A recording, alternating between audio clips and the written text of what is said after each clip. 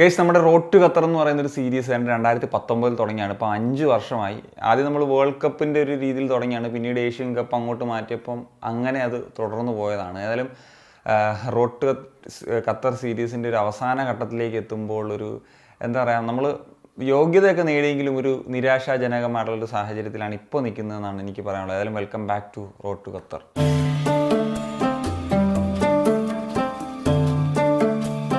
എന്താണ് ആ നിരാശയ്ക്ക് കാരണം എന്ന് ചോദിച്ചാൽ, AFC ഏഷ്യൻ കപ്പിൽ എനിക്ക് വലിയ പ്രതീക്ഷകളില്ല എന്നുള്ളതാണ് ഇപ്പോഴേ പറയാനുള്ളത്. ഏതായാലും ഇനി 2-3 ആഴ്ചത്തോളം മാത്രമാണ് ഏഷ്യൻ കപ്പിലേക്ക് എത്താനായിട്ടുള്ളത്. സ്റ്റിൽ നമ്മൾ ഒരു ക്യാമ്പൊന്നും തുടങ്ങിയിട്ടില്ല എന്നുള്ളതാണ് ഏറ്റവും പ്രധാനപ്പെട്ട കാര്യം. ഒരാഴ്ച കൂടി ഇനി ISL ഉണ്ട്. അതിനുശേഷം മാത്രമായിരിക്കും ക്യാമ്പിലേക്കൊക്കെ പോവുക.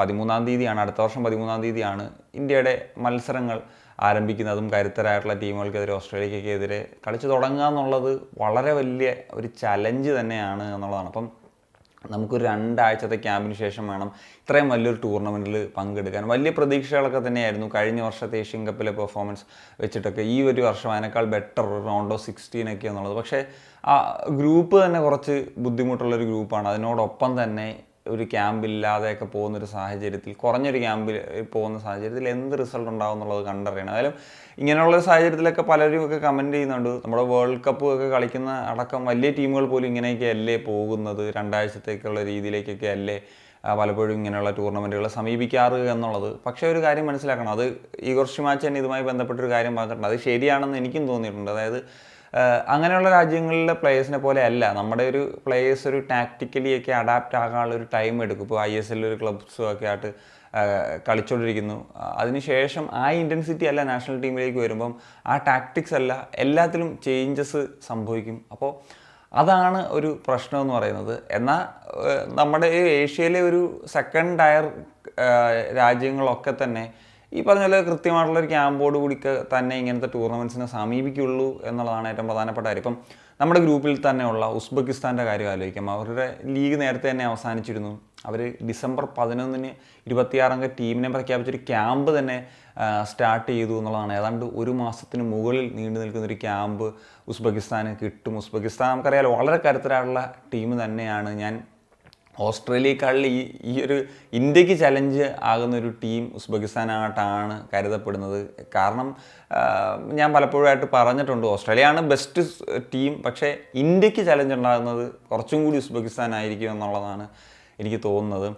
അതുപോലെ തന്നെ സിറിയയുടെ കാര്യം എടുത്തു കഴിഞ്ഞാലും, സിറിയയ്ക്ക് ഇനിഷ്യലി 2 ആഴ്ചത്തെ ക്യാമ്പോ മറ്റോ ആയിരുന്നു ഉണ്ടായിരുന്നത്. അത് 20 ദിവസം അങ്ങനെ എന്തോ ആണ്. പക്ഷേ ഇപ്പോൾ അവരത് മാറ്റി 3 ആഴ്ചയ്ക്ക് മുകളിലുള്ളൊരു ക്യാമ്പിലേക്ക് മാറ്റിയിരിക്കുന്നു. അവരുടെ അവസാനത്തെ ആഴ്ചയിലെ ലീഗിലെ മത്സരങ്ങളൊക്കെ പോസ്റ്റ്പോൺ ചെയ്യുന്ന ഒരു സാഹചര്യത്തിലേക്ക് പോയി. ഒരു നീണ്ട കാലത്തേക്കുള്ളൊരു ക്യാമ്പ് കാര്യങ്ങളിലേക്കൊക്കെ പോകുന്നു. അതുപോലെ തന്നെ അവർ 2 ഫ്രണ്ട്ലീസ് ഈ ഒരു കാലയളവിൽ കളിക്കും എന്നുള്ളതാണ്, മലേഷ്യക്കെതിരെയും കിർഗിസ്ഥാനെതിരെയും ഒക്കെ.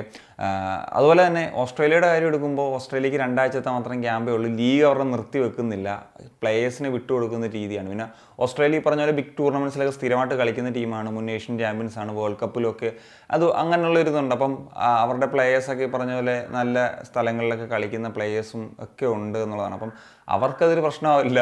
എങ്കിലും ഓസ്ട്രേലിയയെ പോലെ തന്നെയാണോ ഇന്ത്യ എന്നുള്ളതാണ് ഏറ്റവും പ്രധാനപ്പെട്ട കാര്യം. പക്ഷേ ഓസ്ട്രേലിയ പോലും ഒരു ഫ്രണ്ടിൽ കളിക്കുന്നുണ്ട് എന്നുള്ളതാണ്. ഈ 2 ആഴ്ചത്തെ ക്യാമ്പ് കാര്യങ്ങളൊക്കെ ഉള്ളെങ്കിലും ഇന്ത്യയുടെ കാര്യം എടുക്കുമ്പോഴത്തേക്കും നമുക്കറിയാലോ, ഓസ്ട്രേലിയയായിട്ടൊന്നും കമ്പയർ ചെയ്യാൻ പറ്റത്തില്ല. അവരൊക്കെ എല്ലാവരും ടെക്നിക്കലി ടാക്ടിക്കലി ഒക്കെ ബെറ്റർ ആയിട്ടുള്ള പ്ലേയേഴ്സ് ഉണ്ട്. ഇന്ത്യയുടെ കാര്യം എടുത്താൽ അതാണ് അവസ്ഥ. ഇന്ത്യക്ക് പറഞ്ഞ പോലെ 2 ആഴ്ചത്തെ മാത്രം ക്യാമ്പേ ഉള്ളൂ. അതുപോലെ തന്നെ ഫ്രണ്ട്ലീസിൻ്റെ കാര്യമൊന്നും ഇതേവരെ നടപടിയിലേക്ക് എത്തിയിട്ടില്ല. എന്താകും എന്നുള്ളത് അറിയത്തില്ല. ഏതായാലും ഇന്ത്യ എന്താ പറയുക, നമ്മളൊക്കെ പണ്ട് പറയുമല്ലോ, വിജയിക്കുന്നതിനേക്കാൾ പ്രധാനം അവിടെ പങ്കെടുക്കുക എന്നുള്ളതാണ്. ആ രീതിയിലുള്ളൊരു സമീപനമാണ് ഇവിടെ നടക്കുന്നത്. ഇതിലൊക്കെ നേരത്തെ ഒരു ക്ലാരിറ്റി വരേണ്ടിയിരിക്കുന്നു.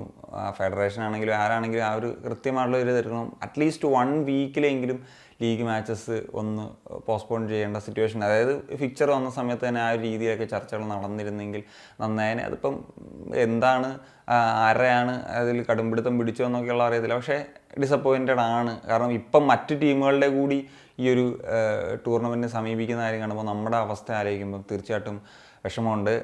ഏതായാലും നമുക്ക് ഇനിയിപ്പം ക്യാമ്പ് കാര്യങ്ങൾ അല്ലെങ്കിൽ ഫൈനൽ സ്കോഡൊക്കെ പ്രഖ്യാപിക്കുന്നതിനെ പറ്റിയൊക്കെ വീഡിയോസ് ചെയ്യാം. അപ്പം എന്താണ് നിങ്ങളുടെ ഒപ്പീനിയൻസ് തീർച്ചയായിട്ടും കമൻസ് ചെയ്യാൻ പറ്റുക. സനിയ.